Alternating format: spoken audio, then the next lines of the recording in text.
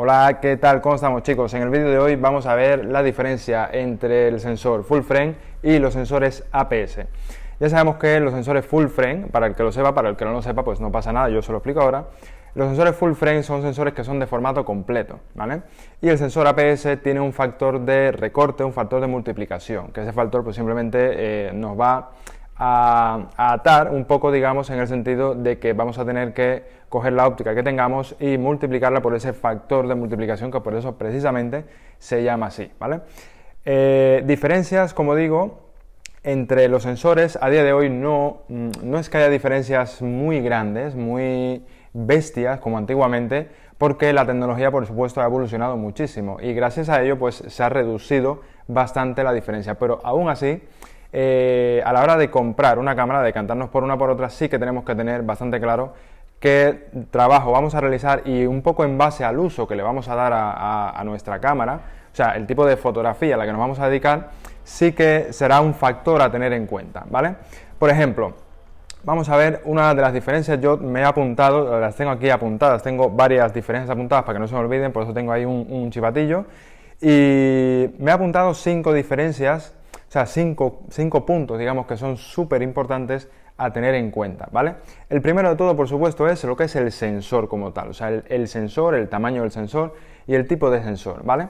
Full frame, por ejemplo, es un sensor que es formato completo, como dije antes, y tiene un tamaño real de 36 milímetros, ¿vale? Equivalente a fotografía analógica de 35 milímetros, por eso se le llama el formato completo, porque es digamos, una equivalencia a la fotografía analógica pues que no tenía recorte, que era pues el negativo de 35 milímetros.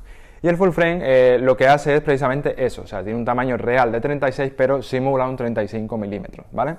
Bien, por otra parte tenemos los sensores APS, ¿vale? Están los de Canon, están los de Nikon. Los sensores APS tienen un tamaño de 24 milímetros. Ahí ya tenemos la primera diferencia de todas, ¿vale? Pensar que un sensor full frame, que tiene un tamaño de 35 milímetros, ¿vale? Comparado con un sensor APS de 24 milímetros, pues obviamente el de 24 milímetros va a ser más pequeño. ¿Qué quiere decir que va a ser más pequeño? Pues que lógicamente las fotos, o sea, a la hora de ampliar las fotos, de agrandar las fotos, etcétera, etcétera, ya partimos de, digamos, para que nos entendamos, un negativo más pequeño en comparación con un negativo más grande, ¿vale? Esto digo negativo para que nos entendamos, simplemente es el tamaño del sensor como tal, o sea, full frame tiene 35, APS tiene 24, ¿vale? Que full frame reales, ya como dije antes, son 36, pero bueno, simula un 35, que es lo importante. Entonces, esto es una de las cosas que tenemos que tener en cuenta. Por ejemplo, si queremos hacer grandes ampliaciones, si la idea que tenemos es de un tipo de fotografía para imprimir, pero no me refiero a imprimir en tamaño 1:4, sino que me refiero a imprimir tamaño un poco más grande ya, ¿vale?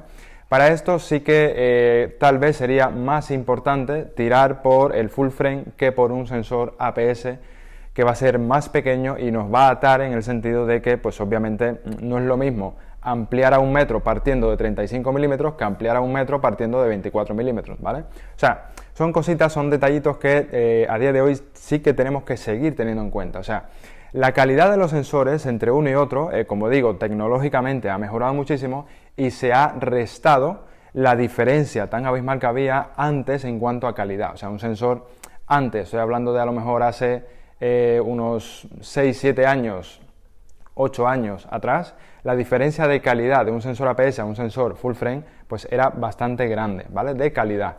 A día de hoy la calidad prácticamente es exactamente, bueno, exactamente no, prácticamente es la misma, pero sí que tenemos que tener en cuenta lo que digo, el tamaño, ¿vale? Bien, precisamente por el tamaño, otra de las cosas que tenemos que tener en cuenta también, y a la hora de elegir los objetivos, que ya hablaremos de eso también, pero precisamente es el factor de multiplicación, ¿vale? O sea, un sensor full frame va a ser 35 milímetros. ¿Qué quiere decir esto? Que no tiene factor ni de recorte ni de multiplicación. Y un sensor APS de 24 milímetros sí que va a tener factor de multiplicación y va a tener factor de recorte, ¿vale?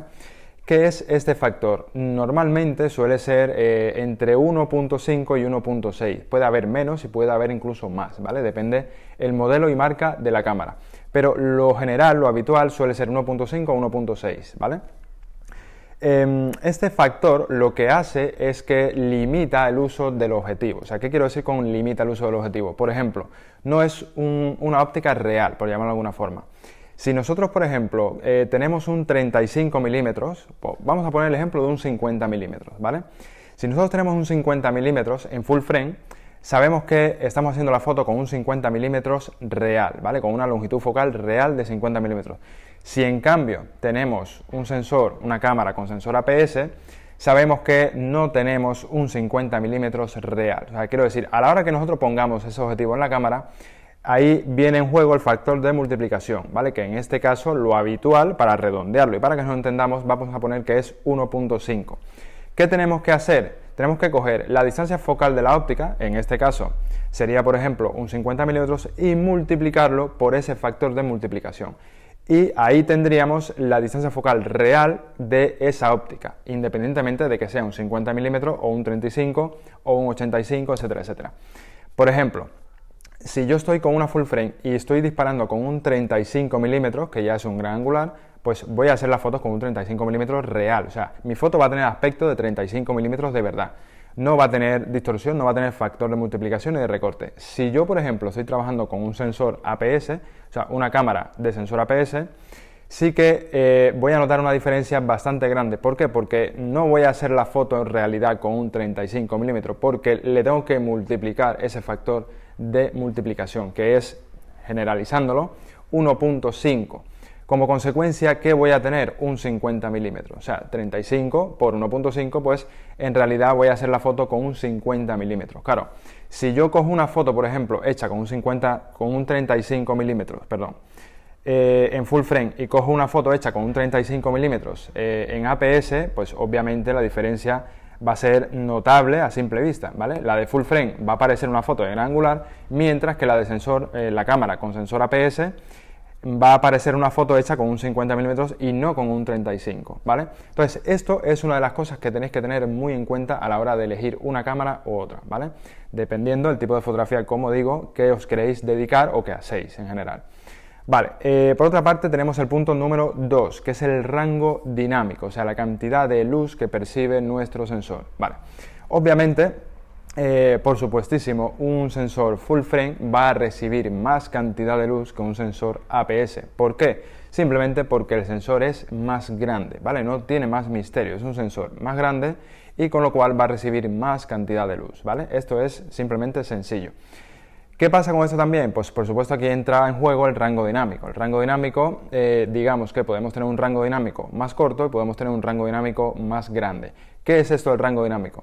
Para que nos entendamos, vamos a poner el ejemplo para que me entendáis, ¿vale? Vamos a partir, por ejemplo, vamos a poner que en un extremo tenemos los blancos y que en el otro extremo tenemos los negros. Bien, el rango dinámico es la capacidad de la cámara entre el blanco y el negro, la cantidad de rango de colores, o en este caso de blancos o de grises, que va a poder meter entre medias. O sea, es la capacidad que tiene nuestro sensor de percibir detalles en toda esa gama cromática, por llamarlo de alguna forma para que lo entendáis. O sea, no estoy hablando, intento no hablar con un lenguaje muy técnico para que todos puedan entenderlo, ¿vale? Entonces, si yo tengo un sensor APS, digamos que voy a tener un rango dinámico más reducido, ¿vale? Un rango dinámico más corto. ¿Qué pasa con esto? Suele pasar, por ejemplo, que si medimos en las altas luces, por ejemplo, estamos en exterior y medimos en las altas luces, en el sol, esa luz va a quedar bien, ¿vale? Más o menos va a quedar bien, pero las sombras se nos van a quedar un poco empastadas sin detalle. Si por el contrario mido en las sombras van a tener detalle, van a estar bien, pero las altas luces se nos van a quemar un poco, ¿vale? Eso con un sensor APS, con un rango dinámico, como digo, corto, ¿vale? Si tenemos un full frame, que tenemos un rango dinámico bastante más grande, ¿vale? Que incluso a veces llega a ser el doble, pues obviamente la diferencia de blanco a negro pues es mucho mayor, con lo cual la cámara va a tener la capacidad de captar muchísimo más detalle en todo ese rango dinámico, ¿vale? ¿Qué quiere decir? Si yo, por ejemplo, mido en las altas luces en exterior y mido el sol, por ejemplo, una fotografía de calle que estamos midiendo donde da el sol nos va a salir bien, pero lo que esté en sombra también va a salir bien con detalle, no va a quedar negro sin detalle como pasaría con un APS. Hay sensores APS y APS, ¿vale? O sea, todos los sensores no son iguales, pero generalmente suele pasar esto, o sea, es de matemática, que si tenemos un rango dinámico más corto, pues la cámara tiene menos capacidad de percibir los detalles. Sin embargo, cuando tenemos un rango dinámico más bestia, la cámara va a tener más capacidad de percibir todos esos detalles, con lo cual, pues obviamente reciben más cantidad de luz, ¿vale? Bien, vamos a pasar al número 3, el punto número 3, que también es importante, sobre todo para gente que le guste pues, jugar un poco con este tema, y es el tema de la profundidad de campo, un tema muy importante también, como digo, ¿vale? Profundidad de campo, pues obviamente vamos a tener una mejor profundidad de campo, o sea, cuando digo mejor me refiero al efecto, ¿vale? Por ejemplo, el desenfoque, incluso el bokeh, que es el punto clave donde mayormente está la diferencia entre una full frame y un sensor APS. La calidad del bokeh, la calidad de la profundidad de campo va a ser mejor en un sensor full frame que en un sensor APS, ¿vale? Esto es así, obviamente un sensor full frame tiene una tecnología pues, más avanzada, está pensado para un uso, digamos, más profesional y está más pulido, por llamarlo de alguna forma, para que nos entendamos, ¿vale? Con lo cual, obviamente, pues todo tema de profundidad de campo, desenfoques, bokeh, va a estar mucho mejor conseguido en una cámara full frame que en una cámara con sensor APS. Luego tenemos el punto número 4.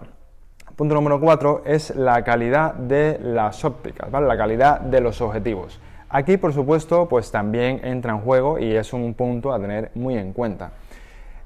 Volvemos prácticamente a lo mismo de antes, ¿vale? Las ópticas aquí tenemos un pro, o sea, un punto positivo y un punto negativo, ¿vale?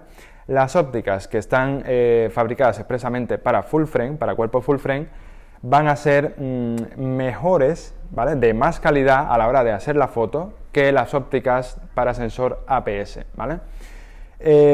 Por ejemplo, si comparamos una óptica únicamente full frame con la misma óptica pero únicamente para un sensor APS, vamos a ver cierta diferencia palpable, a veces incluso a simple vista en la foto. O sea, la foto va a tener más luz también, va a tener más nitidez, va a estar un poquito mejor enfocada. Esto, recuerdo, insisto, que estoy intentando hablar sin términos técnicos para que todo el mundo más o menos lo entienda, ¿vale?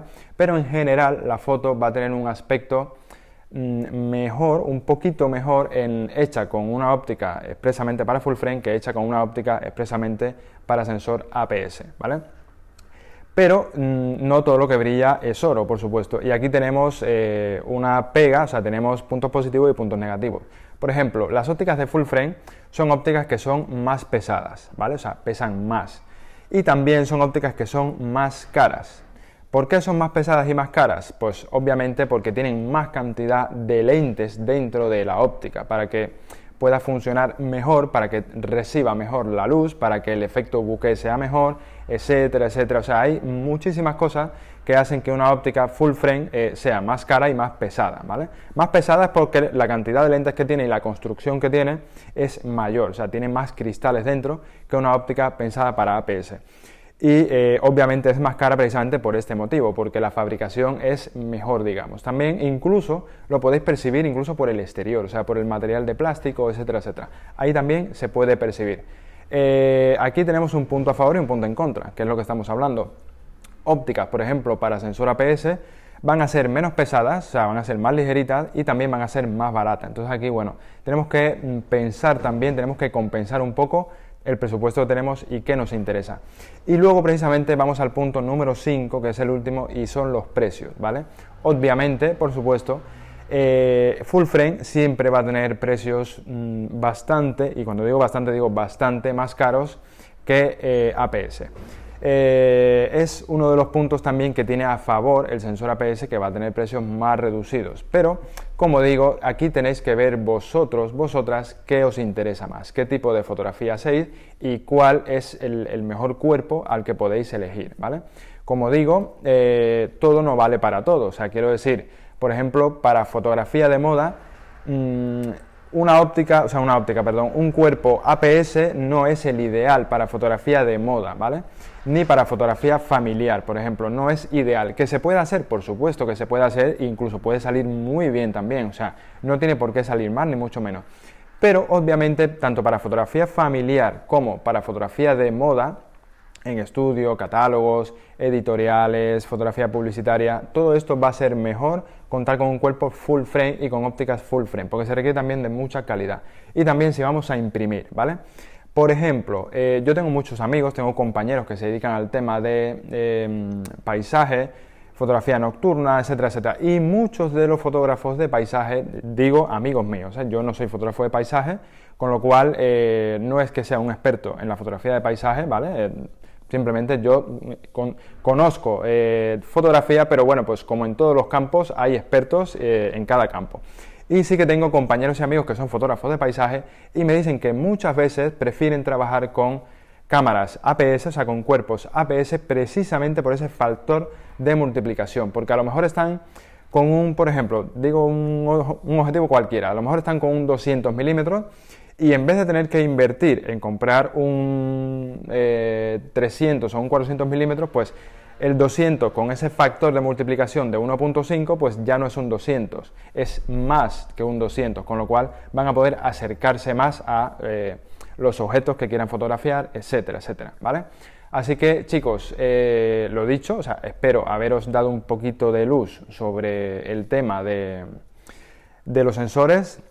He seleccionado estos 5 puntos porque yo creo que son los puntos más importantes, así que si vosotros creéis que se me ha olvidado algo, si veis alguna diferencia, si conocéis cualquier otra diferencia también que pueda resultar interesante, dejadla en los comentarios para que todos puedan leerla y pues entre todos podéis ayudar también, ¿vale? Así que nada, chicos, yo iré contestando los comentarios y nos vemos la semana que viene.